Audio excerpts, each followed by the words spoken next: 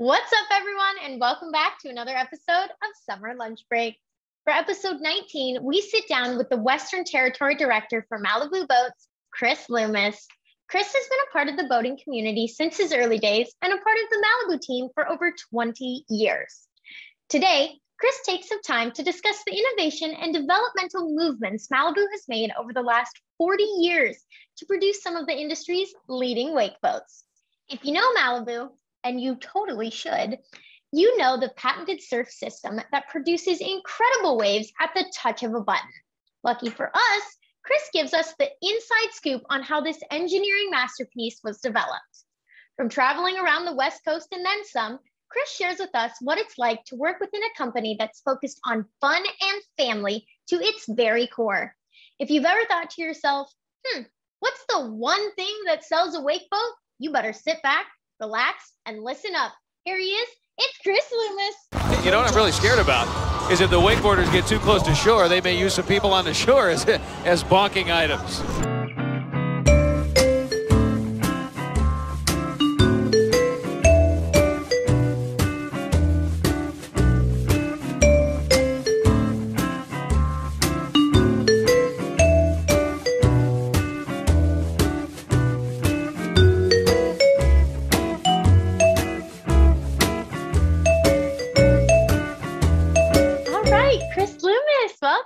Summer Lunch Break. Thank you very much. Good to be here. We are very excited to have you on the show and to get to know you and know a little bit more about Malibu Boats today. So we'll just get rolling with it. I do have to ask though, has nothing to do with boats, but what did you have for lunch today? What did I have for lunch? Great question. You caught me before I actually had lunch. Okay. So I'll give you my avocado toast breakfast, and love it. It's way too healthy, but I am going to do Taco Tuesday later on this afternoon. So very nice. Awesome. Yes. Well, I bet it's going to be delicious. Okay. Yes. Okay. So you are the Western Territory Director of Malibu Boats, correct? Correct. You got it. So of that territory, what area do you cover? So it's predominantly the Western United States. It's 13 states. So it's basically, if you took a line from Montana, Wyoming, Colorado, New Mexico, loop in Texas, and then everything west through Hawaii and Alaska. So very nice. Awesome. Decent sized piece of geography. So. Yeah. So I bet you travel all over the place, right? There is a bit of travel. COVID changed a little bit of that, I suppose. So it slowed us all down a little bit on the road. But no, I enjoy the travel. I enjoy my territory, whether it's surfing in California or wake surfing in Texas, or totally. Going up to the Pacific Northwest and doing a little mountain biking and snow skiing in the Rockies. It's not a bad territory to cover for sure. And I love it. The food is not too shabby either. Oh, so. There we go. Very nice. Very nice. Awesome. Well, I have to ask, how did you get involved in the boating industry in the first place? Yeah, so I guess my story is probably not that different than a lot of people. I had a passion for water sports. I grew up going to the lake with my family.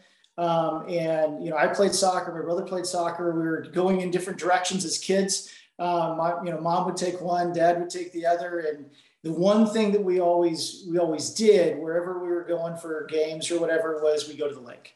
And that was kind of the family time to get us back together. And whether it was the Cub Scouts or whether it's church groups or whether it's just the friends from school, the soccer teams, we went to the lake. And so I think that passion just kind of evolved. Got on the college ski team, UC Santa Barbara, go Gauchos.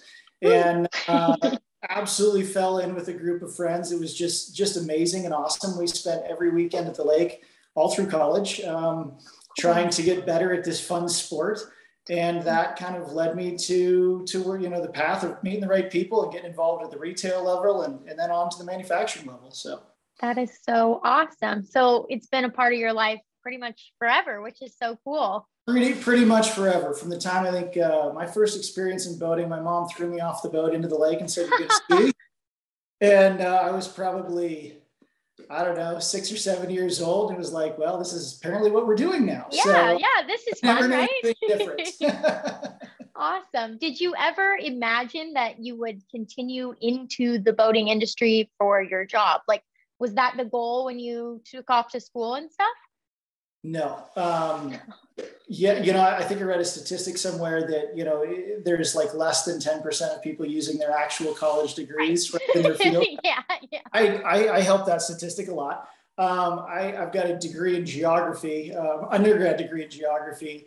And I kind of joked with my parents, it was the study of road trips. And therefore it kind of led me to the water ski team, and the water ski team is what turned it into this. So no, I had no intentions of going into the boating industry or anything of the sort. I got a piece of advice that from someone once, says, do what you love and love what you do. You'll never work another day in your life. And I've tried to follow that. So. Exactly. Yes. I do love the fact that every time I wake up in the morning, I'm not upset that I have to go to work. You know what that's I mean? Exactly. It's the alarm clock test. If you have to use an alarm clock to get up and get motivated in the morning, you're doing something wrong. And I like that. That's awesome. Other than a few early morning flights, which I do try to avoid. Don't use the alarm clock. You better be excited for what you're going to do that day. So I love it. That's good advice. That's very good advice. So how long have you worked for Malibu? For Malibu. So I've been with the manufacturer for 11 years now, somewhere in there. Okay. Going on 11 years. And then I worked for a Malibu dealership prior to that for about another 10 or 11 years. So okay. Been involved with the Malibu brand for over 20. So it's been Yeah, awesome. Well, what are some of the biggest perks of your job? Biggest perks. There's a lot of them, in all honesty. So well, that's good. I enjoy working with the people that I work with, as far as the dealers, the customers. It's just like I get to see different faces in every city and find the similar stories in every one of them, whether they're in Portland, Oregon, Austin, Texas, Denver, Colorado. The stories are very similar. It's families wanting to get out on the water, and it's just, the accents that they use and the lakes that they pronounce. That's really the only difference. Everybody else, it's just kind of a bigger family kind of fun. I think that's a huge perk. In seeing everyone's different backyard, I really do enjoy that. Totally. Well, switching over to the other side, what are some of the challenges of your job that people maybe wouldn't think of? You know what I mean? Yep. No, great question. I think some of the challenges is in some senses, it's almost two kind of roles as far from a facing standpoint. You go to the boat shows, you go to the dealers, you go to the events like Evening with the Stars, and you see all those kind of things. And everyone kind of hits you, man, you're on a boat all day long. It's probably the greatest job ever. And it just, the Instagram side of it looks amazing, right? You can make the postcard look really cool. What a lot of people don't see is the delayed flights, the missed connections, the overbooked hotels. You've done a weekend event all weekend long. You haven't gotten home until 1-2 o'clock in the morning on Sunday, Monday after a boat show. And one, you haven't seen your family for weeks at a time. And then two, the corporate office is, 5 a.m. East Coast time. Hey, I need this reporter, I need that. And just some of the paperwork stuff. So all in its own vacuum, it's all fine. Put it all together and time becomes the challenge. And kind of manage that one. So that's probably one of the challenges, just managing the front side and the back side of it all. Yeah, kind of like you said right at the beginning of the answer to that question. I think a lot of people do, it's totally a fun job and it's a fun lifestyle, but there is work involved.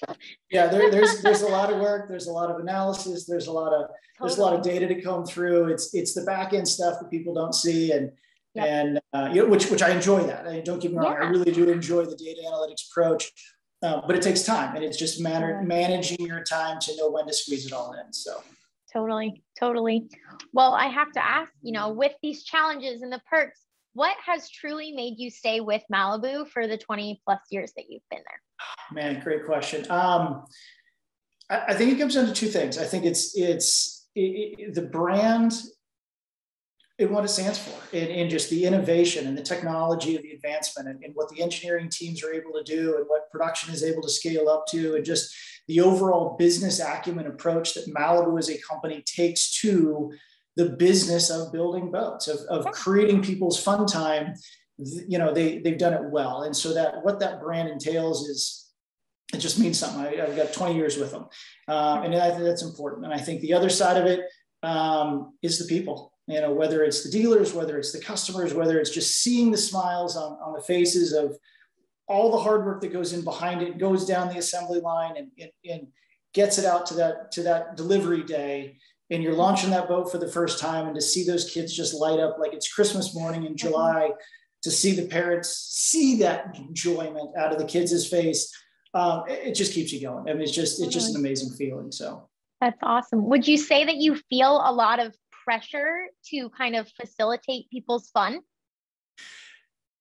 It's kind of what we do. We spend a lot of our summers and evenings and weekends, the quote unquote, downtime, making sure that everybody else's, downtime is fun and it is enjoyable on the water. And so, creating that experience and trying to help facilitate that fun for consumers, that's the job. And we take pride in doing it. Frustrating, on occasion, it's a little challenging to deliver that on some occasions, but that there is a certain level of pressure of making sure that summer vacation or that spring break or that 4th of July weekend, is the best that it could possibly be for that customer. We do take that one personal to really try to hope we can deliver that. Totally. That's awesome. Well, I want to kind of dip into some personal questions geared towards you. You had mentioned that you have a bachelor's, but you got a master's somewhat recently, right? Yes, correct. So I'd love to kind of talk about that. What was that experience like going through that schooling process? A lot of work. Really? Very little sleep. And absolutely rewarding as can be. I would recommend it for anyone who is considering it. So you're right. I got my MBA from USC, so fight on. And it was an opportunity that came around through the company and through work, and extremely appreciative of that one. And cool.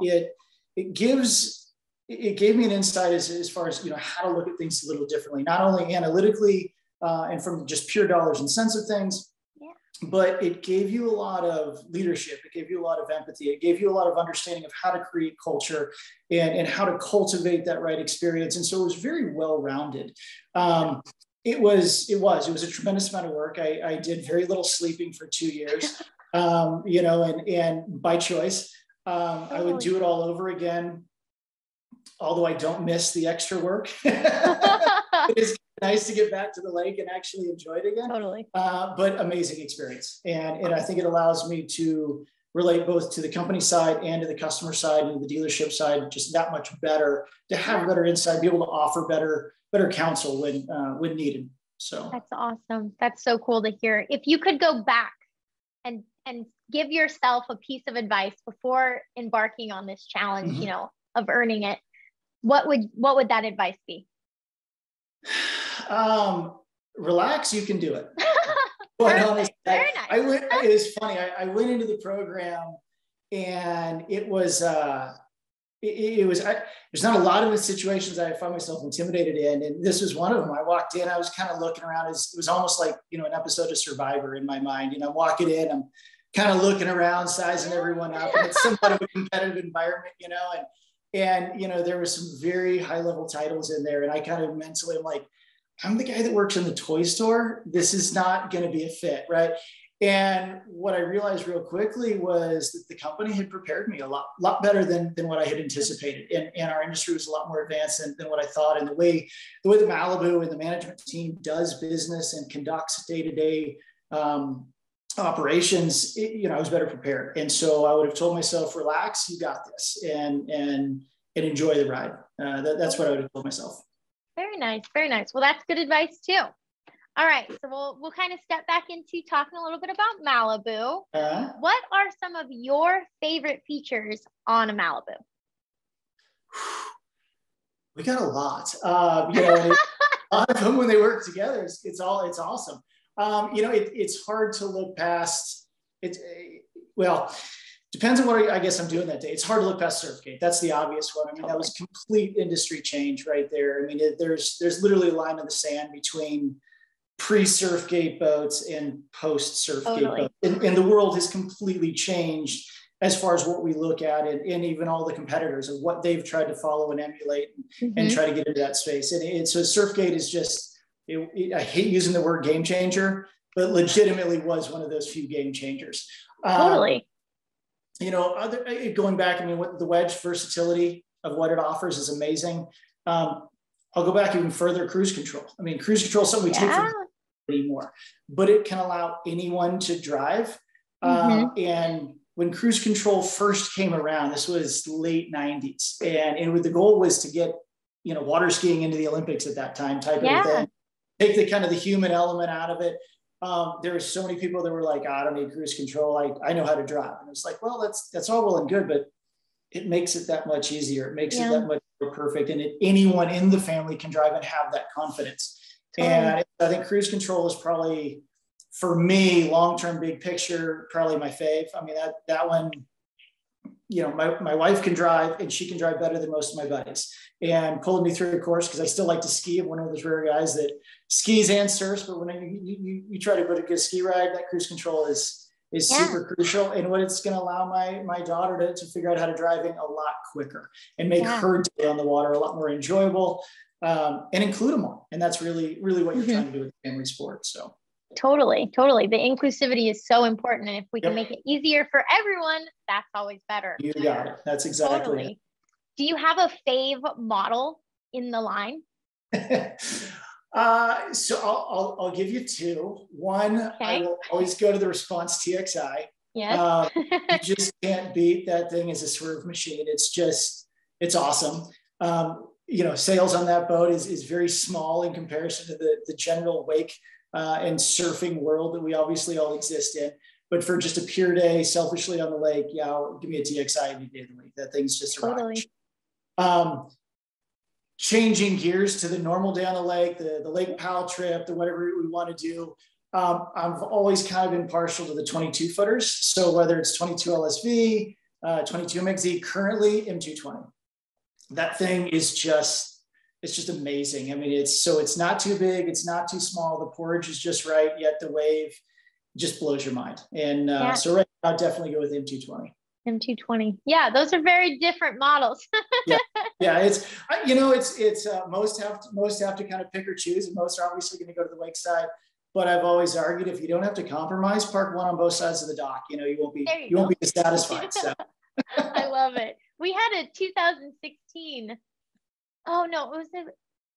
It was the Response. I think it was last summer or maybe the one before, but we would take that thing out and just go have a blast on the water. That thing. It's so much fun. It was so fun. Yes. It was awesome. It all depends on what you want to do. If you want to go for a ski ride, you can't beat a TXL. You want to go for a fun day on the lake, it's hard to beat an M220 or 22 LSV. So totally. Okay. Well, we want to go, let's see, what's my next question? Oh, this could be a very broad answer, but I'd kind of like you to file it down a bit. All right. What sets Malibu apart from other wake boat brands? Oh, wow. You know, there's a lot of great products out in the marketplace. Definitely not want to speak negative on anything else out there, because everybody's definitely bringing their A game. Yeah. That said, Malibu exceeds at a couple of things. I think one, it's the engineering, the ability to develop and design things like Surfgate, things like the powered wedge, you know, the quad hard tank ballast system. You know, you start comparing those things one-on-one, and everyone else has a lesser version of an answer, you know, to try to answer that question of how they do what they do. And when you put the wedge, the Surfgate, the quad hard ballast tank system together, you put all of that stuff together, the way it works out of the box, you don't have to add weight. You don't have to calculate for different fuel levels. You don't have to move people around. you're not having to dial in a boat, which is what you have to do with all the other brands. Malibu just works out of the box. Totally. It's kind of like the old Apple commercials where it's take it out of the box, plug it in, and you're done. The steps. That's really Malibu. And I think that's really what gives it its advantage is drop it in the lake, turn the boat on, done, and go. That's all it takes. And so I think the simplicity, the user ability of the way all that system works is just very, very solid for Malibu. Awesome. Yeah. Way cool. Okay. I have to ask, why did Malibu remove the MLX and the VLX and replace it with the LX? Great question. So it was really a market demand. So we found that there was a market for the MLX, there was a market for the VLX, and very simple. Of a lot of people like traditional bows. There's a lot of people that like pickle forks, and they're essentially the same boat, or they were the same boat, just with a different configuration up front. And we had a lot of people that dug that. I think going with that hybrid bow in that space made a lot of sense because neither side had to compromise. You didn't get the overly aggressive pickle design, yet you didn't get the ultra conservative traditional bow design. You gained the interior space that the MLX kind of offered, yet you gained the styling lines that the VLX was historically known for. And so when you put them together, it allows us to build one model, put a little extra resources into that one model, so do it a little bit better overall, and still hit a broad spectrum of the market. And so far, it's been a fantastic hit. And so basically, both sides have come together, going, "Yeah, good compromise. Let's do that. We like that." So. Awesome. Okay, well, we want to talk a little bit about innovation. Okay. 5 lines, 11 models, and so much customization availability. It's extreme. So I kind of want to talk about. You've mentioned the Surfgate system. You had to have known we were going to talk about that today. So we are going to kind of get into that. From beginning to present, what was it like creating and developing that system? We're going back a few years now. Developing Surfgate, it was a fascinating one. I'll tell you a little bit of an internal story when we were kind of creating on that one. And it was some other team. I don't want to take credit for any of the engineering. It was not me. I just got to be the lucky one that got to show it off to all the dealers. So, but what the engineering team did, we had looked at a whole myriad of different things of how to create this surf wave. How do we create a wave? How do we get a push? How do we create length? And how do we, eliminate the negatives from the boat that was doing it at that time, which is, going away from the lean and doing any kind of an engine situation damage and modifying ballasts and having to only use half the tanks on one side versus the other. And we played with articulating tracking fins and all kinds of different ways to, do we rock the boat over? Do we not? How is it created? So that process was very fascinating to kind of observe what the guys went through in the engineering team. Yeah. And Surfgate, to a certain extent, when it was created, they were looking at something different of how they kind of tried to kind of doctor up the wave, if you will. And they were really trying to block some spray by putting up some boards on one side of the boat to go, okay, we need to see this way. We need to see what's going on, understand the hydrodynamics of what's occurring, and the spray kept getting in the way. And so the guys kind of blocked one side of that spray with some boards and kind of covered it up to try to see what the wave is. And they're looking on one side of the boat, and all of a sudden they looked to the other and went, whoa, there it is. And so they just it was like how silly putty was. It was a little bit of trying all these things. And then this thing that you didn't try to do to it created something. You're like, well, we can expand on that. And that's when they really started going down that direction of further developing it. And it was an amazing thing. And the first time I know the engineers took us out on the boats, they're like, we have this thing to show you, put your phones in the box. You're not allowed to see anything. And we're like, seriously, we're all the same company. We know, we don't care. Put them in the box, and it was like this secret covert type thing. Wow. And what we learned going through that after that is we actually had Surfgate in development for a couple of 3 years prior to anyone in the market ever being aware of this product. And the reason being is we were going through a patenting process. And so the amount that you learned about patent and the legalities around securing that IP so that no one else can just take it and say, me too, I've got one also, because we knew what we had. That was fascinating of how to build out that patent process to protect what the engineers had developed.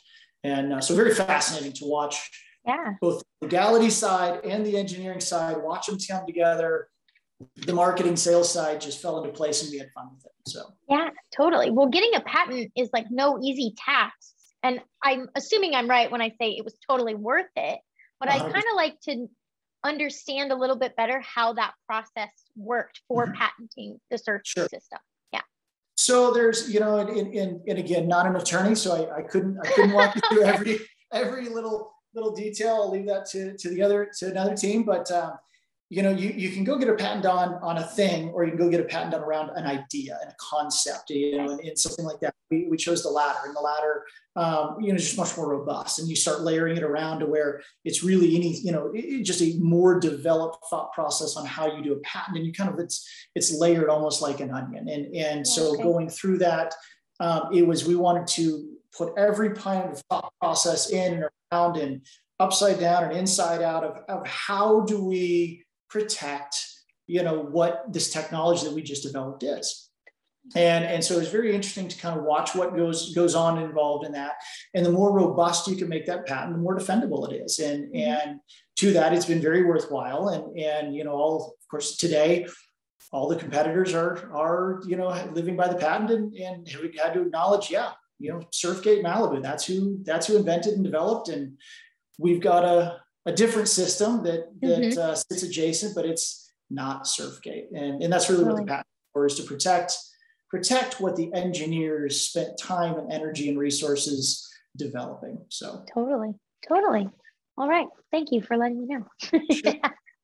So I want to talk about the Malibu 23 LSV, because it's been the wakeboard boat of the year for not one, but 2 years in a row.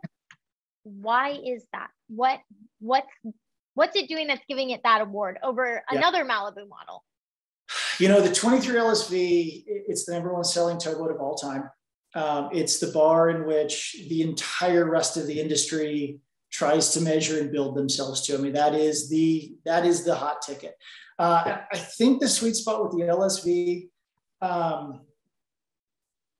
it's for when you look at the typical family that's going out and what they want to do and how many people they're bringing in and the sport disciplines that they're doing and where they're boating and the rough water versus calm water, the trailer ability. You just look at how the normal family uses the boat.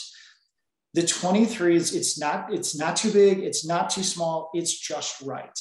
And you've got a cab forward design that creates an amazing amount of interior cockpit space. And incredibly deep storage in there. Yet you're not sacrificing any ballast. You got 4 full ballast tanks, plus the plug and play, plus the wedge, plus the Surfgate. So you can scale that wake or wave as big or as little as you want to get it.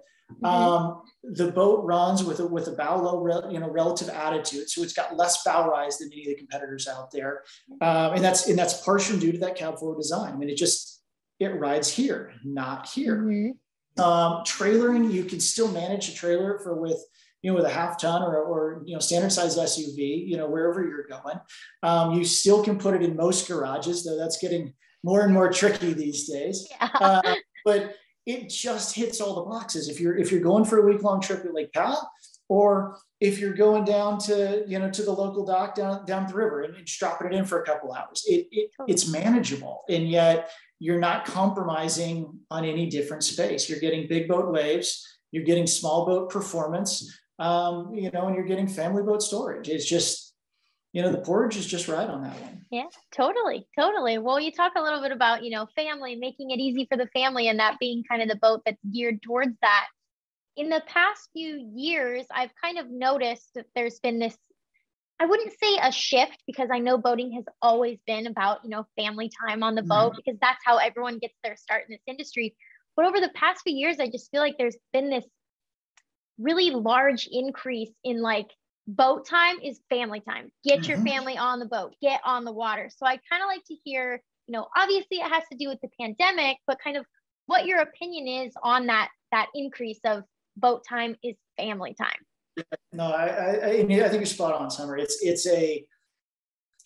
I think those of us who've been around for a long time, as you know, we know that boat time is family time. It's what we all grew up on. Again, it's back to, we all have generally the same story. You know, it's like my parents dragged me to the lake and this is what we did. I'm dragging my kids to the lake and this is what we're going to do. And my hope is that they're going to drag their kids something like that's.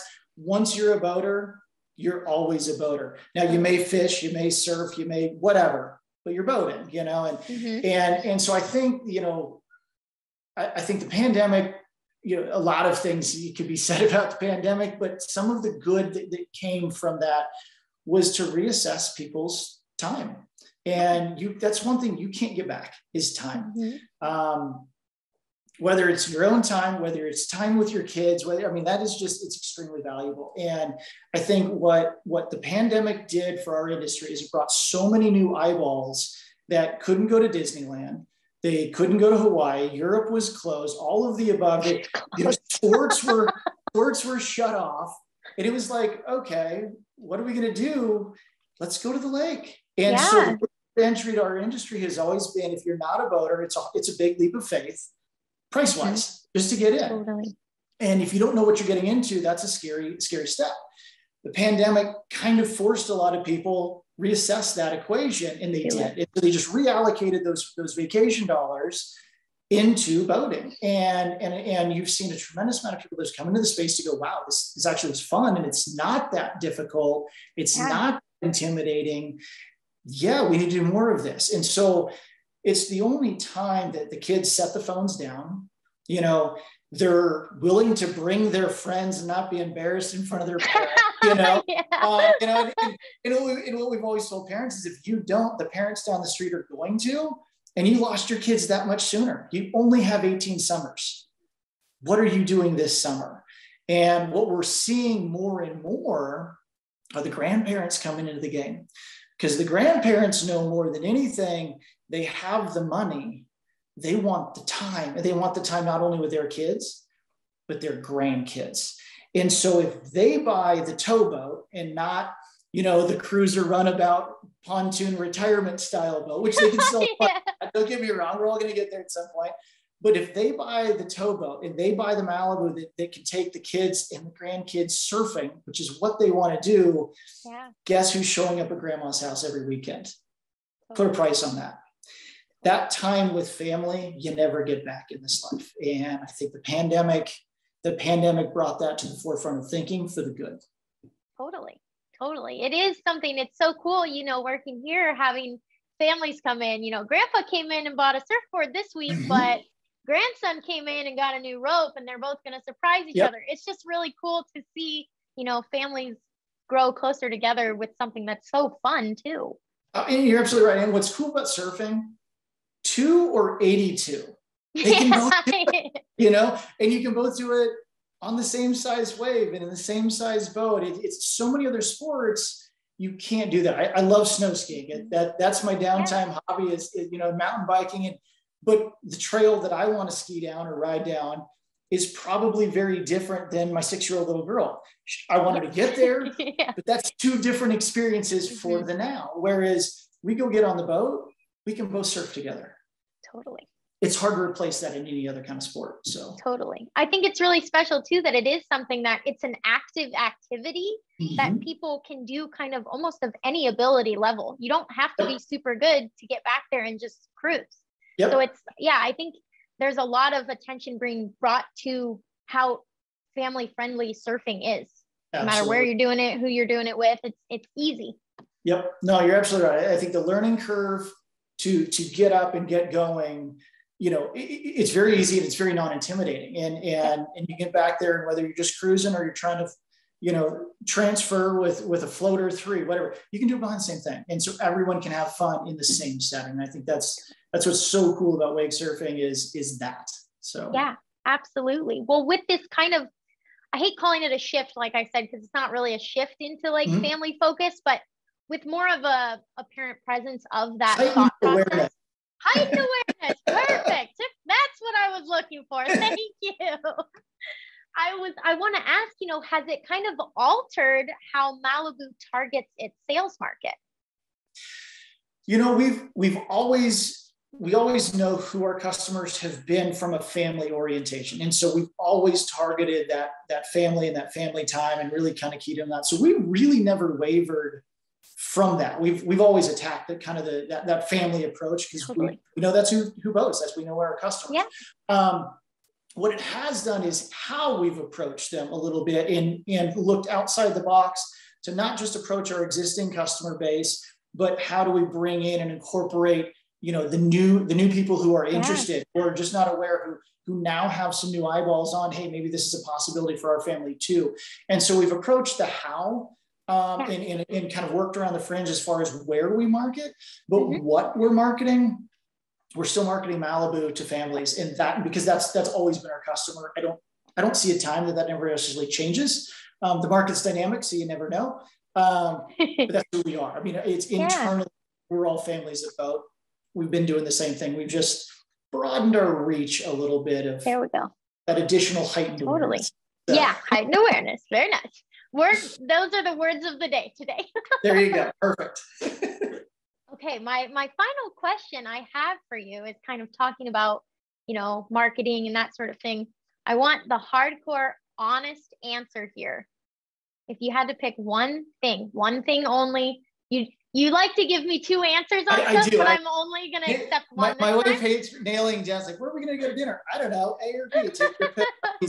So yeah, no, okay, here we go. One answer. One answer. What is the number one thing that sells a boat? Experience. Experience in getting a customer on the boat, whether they're out with their neighbors, whether they're with one of the dealers at an event, whatever it is, putting someone who's never seen this, or even if they have seen it before, into the boat, behind the steering wheel, you know, behind the swim step, and say, here's 30 minutes. This, you know, first time's free, right? You know, it's like, this is what it feels like. This is what it tastes like. Experience this. Now imagine that over your entire summer. Totally. So I think customer experience on the water. Wonderful. Well, very nice. And there's just one answer. Look at that. That was one answer. That was beautiful. Thank you. Well, on that note, I think we're good. We'll end with our one spectacular answer. Sounds good. Perfect. Well, thank you so much for sharing with us today, Chris. It was awesome getting to know you and learning a lot more about Malibu today. Awesome. Summer, I really appreciate the time. And I'd say stay sunny up there in Portland, but I don't know that's always possible. So at least enjoy the green grass and the plenty of water you have. Yes, yeah, green grass and water. That's what we've got, because it's sunshine out this window, and then this one over here, there's hail, I think. So yes, you know, I don't know, but whatever.